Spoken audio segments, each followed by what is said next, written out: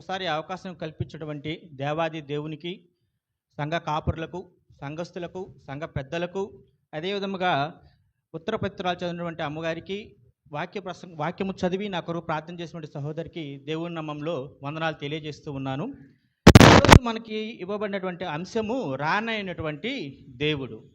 ఈ రానైనటువంటి దేవుని గురించి యెషయా ప్రవక్త 700 సంవత్సరాల క్రితమే మనకి తన లేఖనాల్లో తెలియజేసినట్లుగా మనకి లేఖన భాగాలు తెలియజేస్తూ ఉన్నాయి. యెషయా గ్రంథము 9వ అధ్యాయం 6వ వచనం కనుక మనం ఒకసారి చూసుకున్నట్లయితే, చదవండి అమ్మా.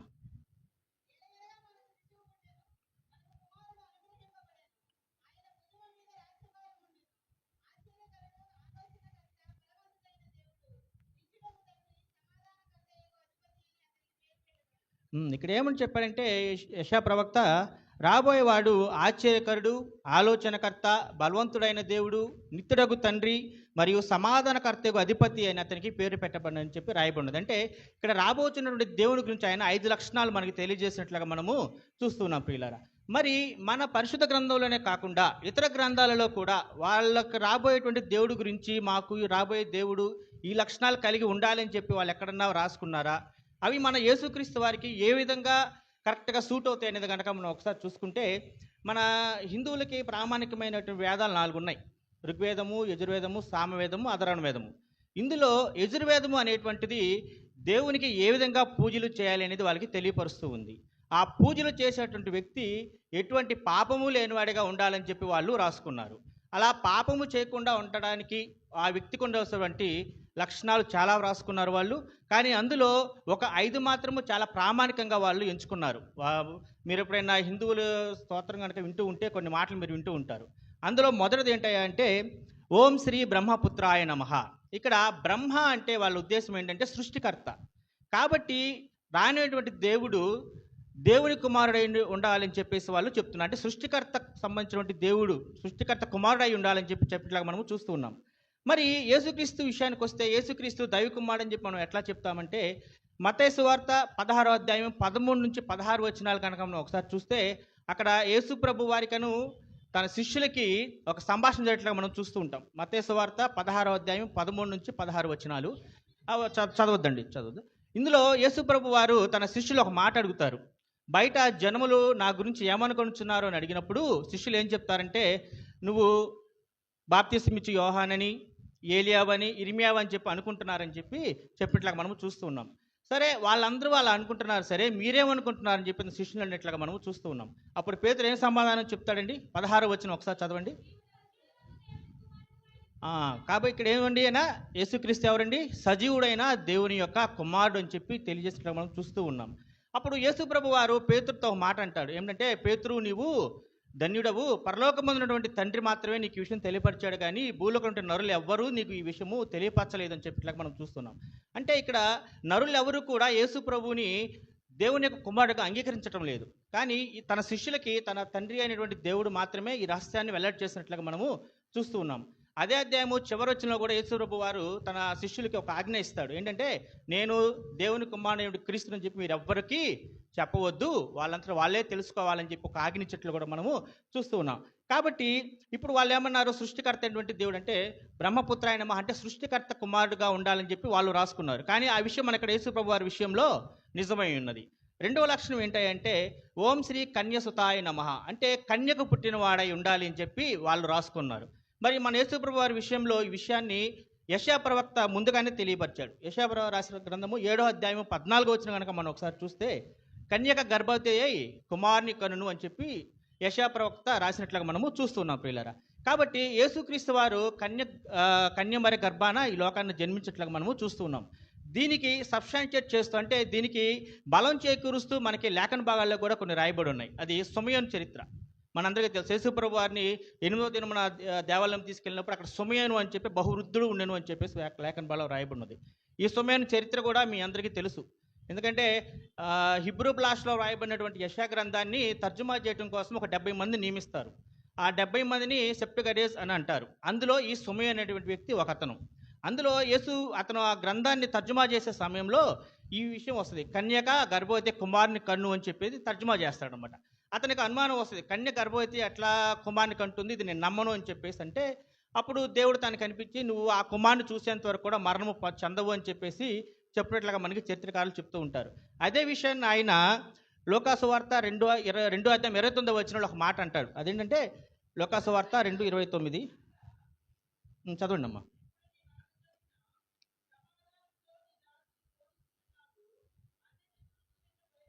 చాలమ్మా. ఇక్కడేమన్నాడండి, నాదా ఇప్పుడు నీ మాట చొప్పున సమాధానంతో నీ దాసుని పోనిచ్చుచున్నావు. అంటే నీ కుమారుడు నువ్వు ఇచ్చిన మాట ప్రకారము కన్య గర్భాన జనించినటువంటి కుమారుని నేను చూశాను, కాబట్టి ఇక నాకు ఈ లోకంతో పని లేదు, కాబట్టి నేను వెళ్ళిపోతున్నాను అని చెప్పేసి ఇక్కడ యెషయా ప్రవక్త రాసినటువంటి వాక్యానికి ఇక్కడ తను బలం చేకూరుస్తూ దేవుడు ఈ లేఖన భాగాలను అక్కడ మనకి రాసినట్లుగా మనం తెలియజేస్తున్నాం. కాబట్టి హిందువులు ఏమని రాసుకున్నారంటే కన్యసుతాయ నమః అని రాసుకున్నారు. ఇక్కడ యేసుప్రభు వారి విషయంలో అది నిజమైనది.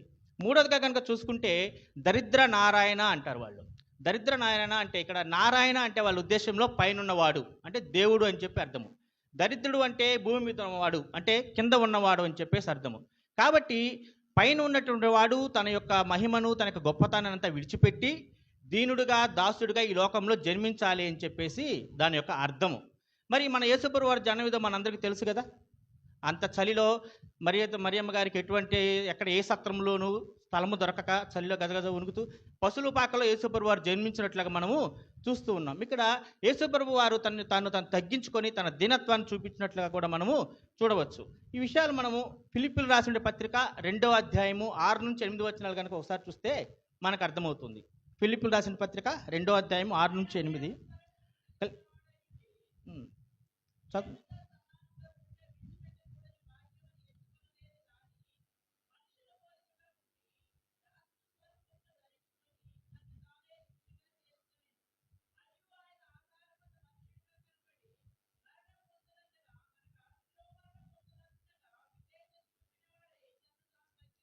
చూసారు. ఇక్కడ 3 వచనాల్లో కూడా యేసుప్రభు వారి గురించి ఏం రాస్తున్నారంటే మొదటిసారి తన దేవునితో ఉండడం భాగ్యం అని ఎంచుకోవడం లేదు. ఆయన తన దేవునితో ఉంటే తను ఎప్పుడు దేవునికి స్తోత్రాలు పాడుతూ ఉంటారు అక్కడ దేవతలు. ఆ స్తోత్రాలన్నీ తను కూడా ఉండాలి అని చెప్పి తను ఎప్పుడు యేసుప్రభు అనుకోలేదు. ఇంకోటిగా చూసుకుంటే మనిషి పోలుగా పుట్టి దాసుని స్వరూపం ధరించుకున్నవాడై ఉన్నాడు. మూడవదిగా మరణము పొందినంతగా అంటే శిలువ మరణం పొందినంతగా తన్ను తాను తగ్గించుకున్నవాడై దీనుడై ఈ లోకానికి వచ్చినట్టు వాడుగా మనం యేసుక్రీస్తు వారిని మనం చూస్తూ ఉన్నాము.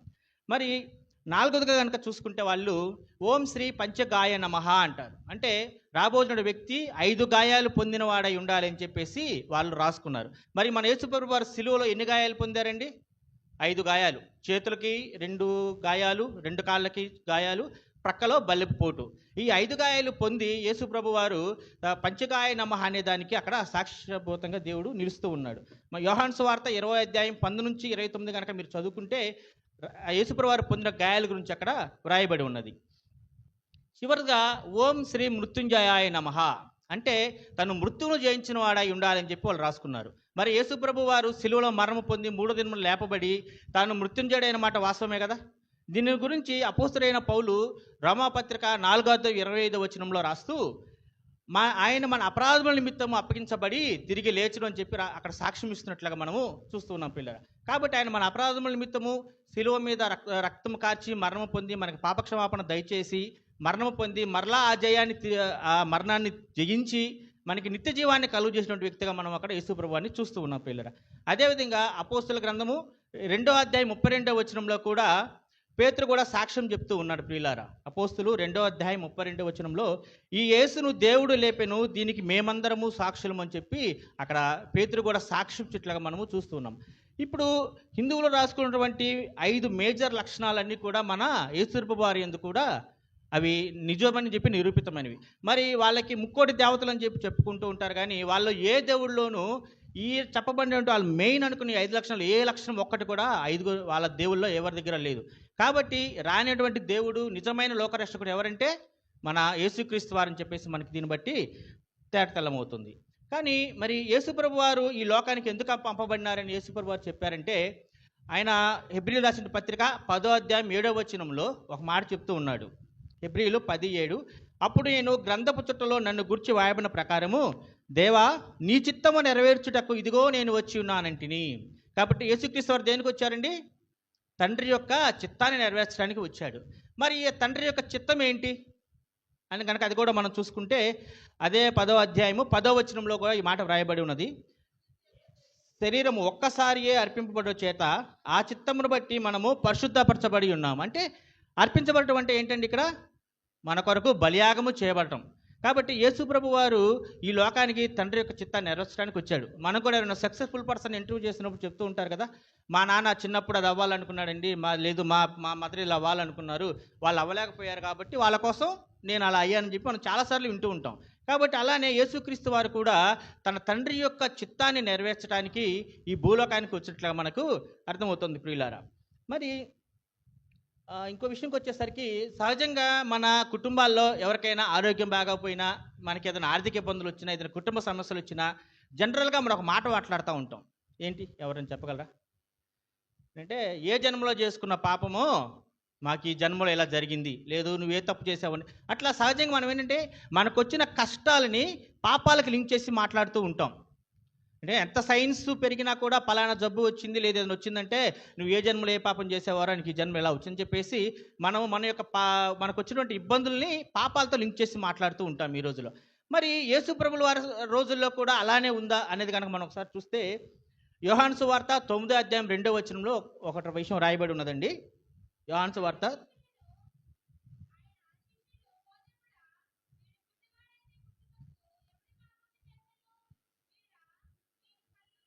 కన్నవార అంటే ఇక్కడ ఏంటంటే ఆ రోజుల్లో కూడా ఎవరికైనా ఏదైనా ఇబ్బంది వచ్చింది అంటే వాళ్ళు చేసిన పాపాలకు శిక్షగా వాళ్ళకి ఆ ఇబ్బంది వచ్చినట్లుగా మనకి లేఖన భాగాలు తెలియజేస్తూ ఉన్నాయి ప్రియులారా. మరి యేసుక్రీస్తు వారు ఈ లోకంలో పరిచయం చేస్తూ ఒక మాట చెప్పినట్లుగా మనకి మత్తయి సువార్త 5వ అధ్యాయం 17వ వచనంలో ఒక లేఖన భాగం మనకు రాయబడి ఉందండి. మత్తయి సువార్త 5:17 ధర్మశాస్త్రమునైనను ప్రవక్తల ప్రవచనములైనను నేను కొట్టివేయ వచ్చిన తలంచవద్దు, నెరవేర్చుటకే కానీ కొట్టివేయటకు నేను రాలేదు అని చెప్పినట్లుగా మనం చూస్తూ ఉన్నాం. మరి ధర్మశాస్త్రము ఏం చెప్తుంది? పాపముల విషయంలో మనకి పాప క్షమాపణ కలగాలి అంటే ఖచ్చితంగా రక్తము చిందించబడాలని చెప్పేసి మనకి ధర్మశాస్త్రం, దేవుడిని యెహోవా ధర్మశాస్త్రంలో చెప్పబడుతున్నది. మరి ఇక్కడ యేసు ప్రభు వారు కొన్ని సందర్భాలలో కనుక మనం చూసుకుంటే లోకాసు వార్త 7వ అధ్యాయంలో పరిసేయుని ఇంటికి భోజనానికి వస్తాడు యేసు ప్రభు వారు. వచ్చినప్పుడు ఒక పాపాత్మురాలైనటువంటి స్త్రీ వచ్చి యేసు ప్రభు వారి కాళ్ళను తన కన్నీళ్లతో కడిగి అత్తరుతో ఆయన పాదాలు తుడుస్తున్నప్పుడు యేసు ప్రభు వారు ఒక మాట అంటారు. ఏంటంటే, అమ్మా నీ పాపములు క్షమించబడినవని చెప్పినట్లుగా మనం చూస్తూ ఉన్నాం. అదేవిధంగా లూకాసు వార్త 7వ అధ్యాయంలో, లూకాసు వార్త 5వ అధ్యాయంలో అంటే ఇప్పుడు మనం ఇవాళ చదువుకున్నటువంటి లేఖన భాగాల్లో కూడా నీ పాపములు క్షమించబడినవని చెప్పి ఆ కుష్ఠరోగం కలిగిన వ్యక్తితో మనం చెప్పినట్లుగా మనము చూస్తూ ఉన్నాం ప్లేరా. అదేవిధంగా యోహాను సువార్త 5వ అధ్యాయం కనుక మనం చూసుకుంటే బెతస్దా కోనేటి దగ్గర 38 సంవత్సరాల నుంచి అక్కడ ఉన్నటువంటి వ్యక్తిని బాగు చేసిన తర్వాత అతను కనిపించినప్పుడు 14వ వచనంలో యేసు ప్రభువు ఒక మాట అంటారు, నీవు ఇక పాపము చేయకము అని చెప్పినట్లుగా మనం చూస్తూ ఉంటాం. అదేవిధంగా యోహాను సువార్త 8వ అధ్యాయంలో వ్యభిచారంలో పట్టబడినటువంటి స్త్రీని వాళ్ళెవ్వరూ రాళ్ళు వేయకుండా వెళ్ళిపోయినప్పుడు, అమ్మా నిన్నెవరూ శిక్షించలేదా, నేను కూడా నిన్ను శిక్షించను, ఇక మీదట పాపము చేయకము అని చెప్పినట్లుగా మనం చూస్తూ ఉన్నాం.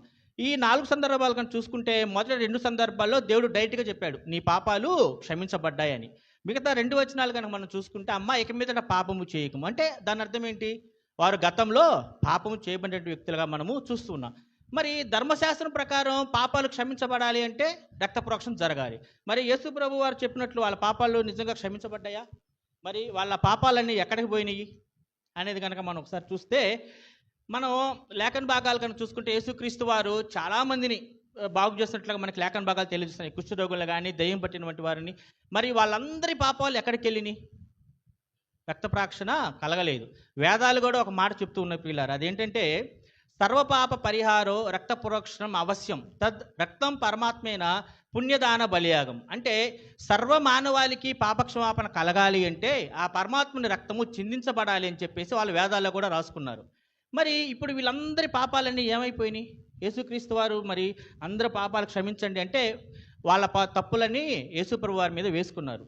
అది నిజమేనా అని చెప్పి మనకు ఒకసారి కనుక లేఖన భాగాలు మనం చూసుకుంటే 1వ పేతురు 2వ అధ్యాయము 24వ వచనం కనుక మనం చూసుకుంటే 1వ పేతురు 2వ అధ్యాయం 24వ వచనం,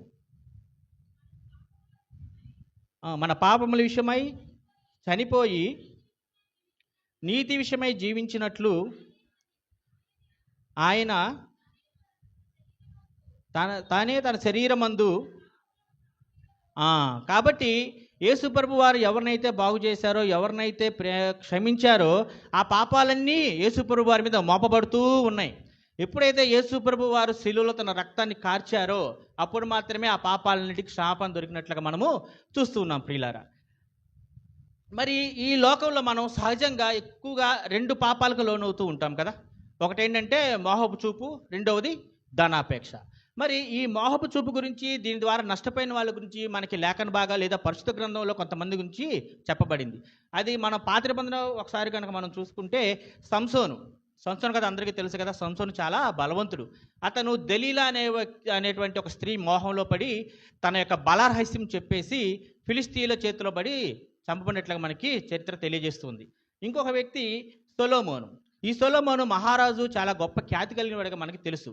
కానీ యేసుప్రభు వారు రాజుగా ఉండవలసిన లక్షణాలు కొన్ని చెప్తూ, రాజుకు ఒక భార్య మాత్రమే ఉండాలని చెప్తూ, మీరు ఫరో స్త్రీని అంటే ఐగుప్తీల స్త్రీలను మీరు వివాహం చేసుకోకూడదని చెప్పి క్లియర్గా చెప్తాడు యేసుప్రభు వారు. మరి ఈ సొలొమోను ఏం చేశాడంటే 1వ రాజులు 11వ అధ్యాయం 1 నుంచి 2 వచనాలు మనం చదువుకుంటే ఆయన ఫరో స్త్రీని వివాహం అన్నట్లుగా మనము చూడవచ్చు. 2వ వచనంలో కామాతృత కలవాడై పరస్త్రీలను మోహించి అని చెప్పి రాయబడినట్లుగా మనం చూస్తున్నాం. మరి అంతటి గొప్ప సొలొమోను మహారాజు చివరికి ఏమయ్యాడంటే యేసుప్రభు వారు చెప్తారు, నిన్ను నేను దీవిస్తానని చెప్పాను కాబట్టి నీ పాపాన్ని నీ కుమారుని మీదకి రప్పిస్తాను. కాబట్టి ఇశ్రాయేలు మహాసామ్రాజ్యం ఏమైందండి, 2 ముక్కలుగా విడిపోయినట్లుగా మనము చూస్తూ ఉన్నాం. 3వ వ్యక్తిగా కనుక మనం చూసుకుంటే దావీదు మహారాజు కూడా కోట గోడ మీద నిలబడి చూస్తూ బత్షెబాని చూసి మోహించి ఆమెతో విచారం చేసి తన భర్త అయినట్టు ఊరియాని కూడా చంపించట్లుగా మనకి చూస్తూ ఉన్నాం పిల్లరా. దాన్ని బట్టి యేసుప్రభు వారు కూడా తనకి శిక్ష విధించట్లుగా మనము చూస్తున్నాం. కాబట్టి ఈ లోకంలో ప్రస్తుత పరిస్థితుల్లో మనం ఎక్కువగా లోనయ్యేటువంటి పాపం ఏంటంటే మోహపు చూపు. కాబట్టి మనం ఈ మోహపు చూపును తగ్గించుకోవాలి. మనం గతంలో చేసిన పాపాలను గురించి యేసుప్రభు వారిని ప్రార్థించుకొని ఆ మోహపు చూపు నుంచి బయటపడే మార్గాన్ని మనము తెలుసుకోవాల్సిన వారుగా ఉన్నాము. రెండోదిగా కనుక చూసుకుంటే ధనాపేక్ష. 1 తిమోతి 6వ అధ్యాయం 10వ వచనంలో మనకు ఒక లేఖన ఉన్నాయి. అదేంటంటే ధనాపేక్ష సమస్తమైన కీడులకు మూలము. ఇంకోటి 2, ఈ లోకంలో జనాలను చెడగొట్టేది ఏంటంటే ధనాపేక్ష. ఎందుకంటే ఎక్కువ డబ్బు ఉంటే మనము ఎక్కువ సుఖపడవచ్చు, ఎక్కువ అధికారాన్ని పొందవచ్చు, లేదా అధికారులను శాసించవచ్చు అని చెప్పేసి కూడా మనం అనుకుంటూ ఉంటాం. మరి ఇలా ధనాన్ని మోహించి లేదా ధనాన్ని ప్రేమించి తమ జీవితాలను నాశనం చేసుకున్న వాళ్ళ గురించి కూడా మనకి పరిశుద్ధ గ్రంథంలో రాయబడి ఉన్నది. పాత నిబంధన గ్రంథంలో కనుక మనం చూసుకుంటే యెహోషువ 7వ గ్రంథంలో మనం ఆకాను గురించి వింటాం. యేసుప్రభు అప్పుడు దేవుడైన యెహోవా ఒక మాట చెప్తాడు, మీరు యుద్ధాలు చేసినప్పుడు గెలిచిన వారి అవన్నీ శపితమైనవి, మీరు వాటిలో ఏ సొమ్ము తీసుకోవద్దని చెప్పినప్పుడు ఆకాను ఏం చేస్తాడండి, ఆ శపితమైన దాంట్లోంచి కొంత తీసుకొని తన గుడారంలో దాచిపెడతాడు. ఆ తర్వాత ఈ ఇశ్రాయేలీయులందరూ హాయి అని చెప్పే పట్టణం మీదకి వెళ్తారు. వాళ్ళు అంటారు, మనం 3000 మంది వెళ్ళినా సరిపోతుంది, వాళ్ళని మనం ఈజీగా జయించు అని చెప్పినప్పుడు ఇతను చేసిన పాపం నిమిత్తము ఇశ్రాయేలీయులందరూ కూడా దారుణంగా ఓడిపోతారు. వచ్చిన తర్వాత వాళ్ళందరూ ఎందుకు జరిగిందని కోరుకున్నప్పుడు అని వాళ్ళంతా చేసుకున్నప్పుడు ప్రార్థన చేసినప్పుడు దేవునికి, ఇదిగో నేను శపితమైన దాన్ని మీలో ఒకటి తీసుకున్నాను అని చెప్తే, ఎవరా అని చెప్పి మొత్తం చూస్తే మనకి ఆకాను బయటపడతాడు. దేవుడు అతనికి ఏం శిక్ష విధించాడండి, తన కుటుంబ సభ్యులందరినీ కూడా ఆషేరు లోయలో తీసుకెళ్లి రాళ్లతో కొట్టి చంపడినట్లుగా మనము చూస్తూ ఉన్నాం ప్రియులారా. మరి ఇంకొకరు ఎవరయ్యా అంటే గేహాజీ. ఇక అది అందరికీ తెలుసు. అతను కుష్ఠవ్యాధిని వచ్చినప్పుడు ఎలీషా ప్రవక్త తీసుకోడు, నాకేం వద్దు అని చెప్పినప్పుడు అతను వెంటబడేసి ఎట్లయినా సరే నాకు ఆ ధనం ఇవ్వమని చెప్పి అడిగినప్పుడు అతనికి దేవుడు ఇచ్చిన శిక్ష ఏంటి, ఆ కుష్ఠరోగాన్ని గేహాజీకి ఇచ్చినట్లుగా మనము చూస్తున్నాం పిల్లరా. అదేవిధంగా కొత్త నిబంధనలోకి వచ్చేసరికి అననీయ సప్పీరా, ఈ విషయం కూడా మన అందరికీ తెలుసు. అప్పట్లో ఏంటంటే వాళ్ళు ఎవరైనా ఏదైనా నమ్మితే దేవునికి అంతా ఇవ్వాలి, దేవుని పరిచర్యకి ఇవ్వాలని చెప్పి మనకు అక్కడ లేఖన భాగాల్లో రాయబడినది. కానీ వీళ్ళు ఏం చేస్తారు, వాళ్ళకు వచ్చిన దాంట్లో కొంత దాచుకొని మిగతాది ఇచ్చినప్పుడు అక్కడ దేవునికి ఇచ్చేటువంటి ధనం మీద వాళ్ళు ఆశపడ్డారు ప్రియులారా. కాబట్టి దేవుడు వాళ్ళు మరుక్షణమే మరణించినట్లుగా మనము చూస్తున్నాం. అది జకర్యా సంగతి దగ్గరికి వచ్చేసరికి జకర్యా కూడా ధనాపేక్ష కలిగిన వాడే కదా. ధనాపేక్ష కలిగి ఎప్పుడైతే యేసుప్రభు వారు జకర్యా నీ ఇంటికి రక్షణ వచ్చింది దిగిరా అన్నప్పుడు వెంటనే దిగి వచ్చాడు. అక్కడ రక్షణ వచ్చినది అంటే ఏమిటి, దాని అర్థం ఆల్రెడీ తన యొక్క పాపాలు దేవుడు క్షమించేశాడు. క్షమించి నీకు రక్షణ వచ్చి ఉన్నది అన్నాడు, రక్షణ వస్తుంది అనలేదు. నీకు రక్షణ వచ్చి ఉన్నది, నువ్వు రమ్ము అని చెప్పినప్పుడు జకర్యా కిందకు వచ్చి తన పాపాలన్నీ ఒప్పుకొని తను ఎవరి దగ్గర అయితే ఎక్కువ డబ్బులు తీసుకున్నాడో వాళ్ళందరికీ 4 అంతలుగా ఇచ్చి దేవుని రక్షణ పొందినట్లుగా మనం చూస్తున్నాం. ఇక్కడ ఈ చెప్పిన దాన్ని బట్టి మనకి ఏమర్థమవుతుందంటే, మనం ఎవరి దగ్గర అయినా అకారణంగా డబ్బులు తీసుకున్నా, లేదు దేవునికి సంబంధించినవి, దేవుని కార్యానికి వాడవలసిన డబ్బులు కనుక మనం అకారణంగా వాడుకున్నా కానీ దేవుడు ఏదో రకం మనల్ని శిక్షిస్తాడు. అది మానవుల దగ్గర కనుక మనం తీసుకుంటే దేవుడు రక్షణ మనకు దయచేస్తాడు. కానీ దేవుని విషయంలో కనుక మనం అట్లాంటి మోసం చేస్తే దేవుడు ఎప్పుడు కూడా క్షమించని వాడిగా ఉన్నట్లుగా మనకి లేఖన భాగాలు తెలియజేస్తున్న ప్రియులారా. ఈ చదవబడినటువంటి సువార్త వాక్య భాగంలో 17వ వచనంలో మనకి సద్దూకైలు పరిసయ్యుల గురించి వ్రాయబడి ఉన్నది. వీళ్ళు యూదా మత గ్రంథాల గురించి బాగా అవగాహన కలిగిన వాళ్ళు, ఆచార వ్యవహారాల్లో ఆరితేరిన వాళ్ళు. అక్కడ దేవుని ద్వారా పంపినటువంటి యేసుక్రీస్తు దేవుని కుమారుడు అని వాళ్ళకి తెలుసు. ఎందుకంటే వాళ్ళు లేఖన భాగాలన్నీ బాగా చదివారు. కానీ వాళ్ళకి ఏంటంటే అక్కడ లేఖన భాగాలు రాయబడినప్పుడు కొన్ని చోట్ల యూదా గోత్రపు సింహము లేదా యూదుల రాజు అని చెప్పి రాయబడినట్లుగా మనకి చూస్తూ ఉంటాం. వాళ్ళు ఏంటంటే ఒక యూదా గోత్రపు సింహము లేదు యూదాలో రాజు అంటే వాళ్ళ రకమైన ఒక ఫీలింగ్లో ఉన్నారు. ఒక రాజు రావాలి అంటే, ఒక రాజు అంటే ఎట్లా ఉంటాడండి? కిరీటం ధరించి చుట్టుపక్కల 10 మందిని పెట్టుకొని అట్లా ఒక రాజు. ఆ దర్పం అనేది యేసుప్రభుల వాళ్ళకి కనిపించలేదు. సపోజ్ మనం ఏదన్నా చిన్న ఫంక్షన్ చేసుకున్నప్పుడు ఎవరైనా లోకల్ నాయకుని మనం పిలిచినప్పుడు ఒక రకమైన హంగామా ఉంటుంది, అవునా? అది యేసుప్రభు వారు వచ్చినప్పుడు ఆ హంగామా వాళ్ళకి ఏం కనిపించలేదు. యేసుప్రభు వారు చాలా దీనుడుగా ఈ లోకాన్ని జన్మించాడు, ఒక వడ్రంగి కుటుంబంలో జన్మించాడు. వాళ్ళకి అది నచ్చట్లేదు. ఎందుకంటే లేఖన భాగాలు ఏం చెప్తున్నాయంటే యూదుల రాజు, యూదా గోత్రపు సింహం అని చెప్తుంటే వాళ్ళు ఇంకా ఆ ఆలోచనలోనే ఉన్నారు. కానీ ఇతర లేఖన భాగాలన్నీ కూడా వాళ్ళు మర్చిపోతున్నారు. కానీ ఇతని దేవుని కుమారుడు వాళ్ళకి తెలిసినా కానీ వాళ్ళు ఒప్పుకునే స్థితిలో అక్కడ ఉన్నట్లుగా మనకి కనిపించలేదు ప్రియులారా. 24వ వచనంలో యేసుక్రీస్తు వారికి ఈ లోకంలో పాపాలు క్షమించడానికి తనకి ఇవ్వబడిన అధికారాన్ని గురించి తెలియజేస్తూ ఉన్నాడు. ఈ మనుష్య కుమారునికి పాప క్షమాపణ చేయటానికి పైన దేవుడు అధికారం ఇచ్చినట్లుగా ఆయన తెలియజేస్తూ ఉన్నాడు ప్రియులారా. చదవబడినటువంటి సువార్త వాక్య భాగంలో మనం గమనించదగ్గ రెండో అంశం ఏంటంటే విశ్వాసము. అక్కడ జరిగింది ఏంటంటే యేసుప్రభు వారు గృహంలో ఉన్నప్పుడు గృహము చుట్టూ జనాలు విపరీతంగా ఉన్నారు. ఈ కుష్ఠవ్యాధి కలిగిన వాడిని దేని మీద తీసుకొచ్చారండి? మోసుకొచ్చారా? భుజాల మీద, మంచం మీద తీసుకొచ్చారు.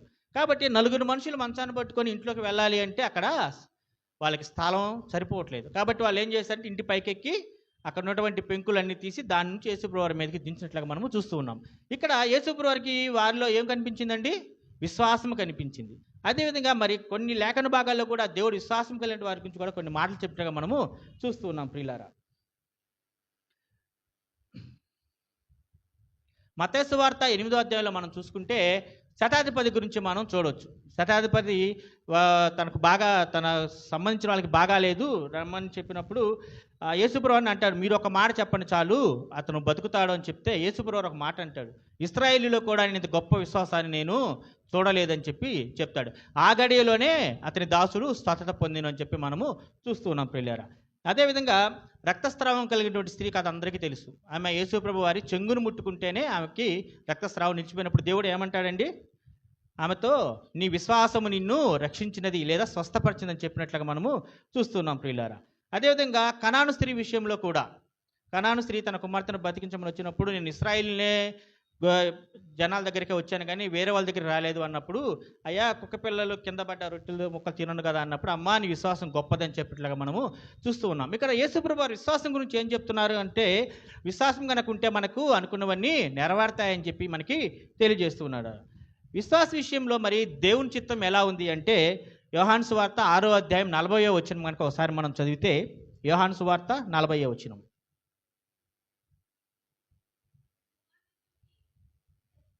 చదవండి అమ్మా.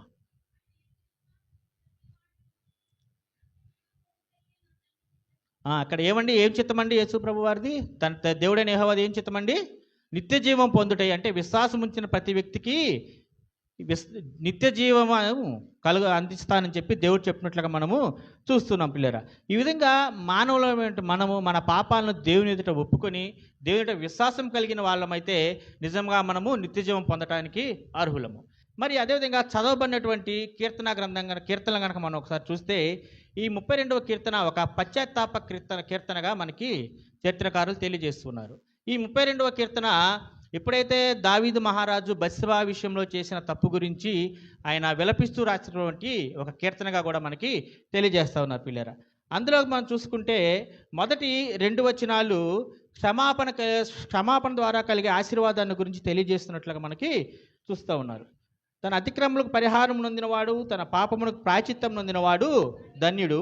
యెహోవా చేత నిర్దోషించబడినవాడు, ఆత్మలో కపటం లేనివాడు ధన్యుడు. కాబట్టి ఇక్కడ క్షమాపణ ద్వారా కలిగే ఆశీర్వాదాన్ని 1-2 వచనాల్లో మనకి తెలియజేస్తూ ఉన్నారు పిల్లరా. అదేవిధంగా 3-4 వచనాలను మనం చూసుకుంటే, మౌనినై ఉండగా ఆర్తధ్వని వలన క్షీణించినవి దివారాత్రులు బరువుగా ఉండెను, ఎండినట్టాయను. అంటే ఇక్కడ తన పాపాన్ని దాచటం వల్ల కలిగిన శారీరకమైన బాధను గురించి దావీదు కీర్తనకారుడు మనకి తెలియజేస్తూ ఉన్నాడు. అది తన బలాన్ని హరించేటువంటి అధిక భారం అని చెప్పి తెలియజేస్తున్నట్లుగా మనము చూడవచ్చు ప్రియులరా. 5వ వచనం కనుక మనం చూసుకుంటే, దేవుడు మన పాపాలు కనుక మనం ఒప్పుకున్నట్లయితే క్షమించే దేవుడిగా ఉన్నట్లుగా మనము చూస్తూ ఉన్నాం ప్రియులారా. అక్కడ నీవు నా పాప దోషమును పరిహరించున్నావు అని చెప్పి వ్రాయబడింది. కాబట్టి మనం ఎప్పుడైతే దేవుని వద్దకు వెళ్ళి మన పాపాలు క్షమించమని చెప్పి వేడుకుంటామో, దేవుడు ఖచ్చితంగా మన పాపాలను క్షమించేవాడిగా ఉన్నట్లుగా 5వ వచనం మనకు తెలియజేయబడుతుంది. 6-7 వచనాలు కనుక మనం ఒకసారి చూసుకుంటే, దేవుని రక్షణ గురించి స్తుతించాలని, కష్ట సమయాల్లో దేవుణ్ణి ఆరాధించాలని చెప్పి రాసినట్లుగా మనకి తెలియజేయబడుతూ ఉన్నది. అదేవిధంగా 8వ వచనం కనుక మనం చూసుకుంటే, బోధన అంటే దేవుడైన యెహోవా కొంత బోధ చేసినట్లుగా మనకి చూస్తూ ఉన్నాం. నీకు ఉపదేశము చేసేదను, నీవు నడవవలసిన మార్గంను నీకు బోధించేదను, నీ మీద దృష్టి ఉంచి నీకు ఆలోచన చెప్పేదను. కాబట్టి అక్కడ యేసుప్రభువు అక్కడ బోధ చెప్తున్నట్లుగా మనము 8వ వచనంలో చూడవచ్చు ప్రియులారా.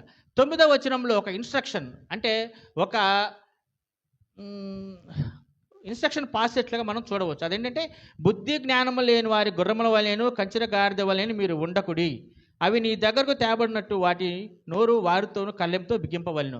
కాబట్టి దేవుడు ఒక ఇన్స్ట్రక్షన్ పాస్ చేస్తున్నాడు. ఏంటంటే, మీరు మూర్ఖులకు దూరంగా ఉండమని చెప్పి తెలియజేసినట్లుగా మనం చూడవచ్చు. 10-11 వచనాల కన్నా మనం చూసుకుంటే, భక్తిహీనులు మరియు నీతిమంతుల మధ్య వ్యత్యాసం అక్కడ రాసినట్లుగా మనము చూస్తూ ఉన్నాం.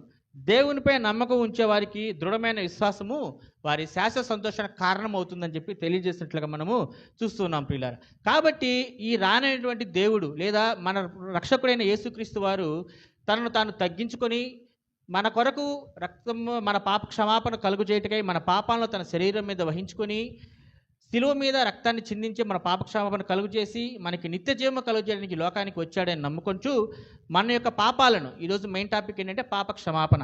కాబట్టి మన పాపాలన్నీ కూడా దేవుని నామంలో ఒప్పుకొని మరలా ఆ పాపాలు చేయకుండా ఉండాలని, దేవుణ్ణి రక్షణ పొంది మనం నిత్య జీవంలోకి ప్రవేశించాలని కోరుకుంటూ, నాకు ఈ అవకాశం ఇచ్చినటువంటి ఆ దేవాదేవునికి, సంఘ పెద్దలకు, సంఘస్థులకు, సంఘ కాపరులకు అందరికీ దేవుని నామములో వందనాలు తెలియజేస్తూ ఈ వాక్యాన్ని ఇంతటితో ముగిస్తున్నాను. Thank you.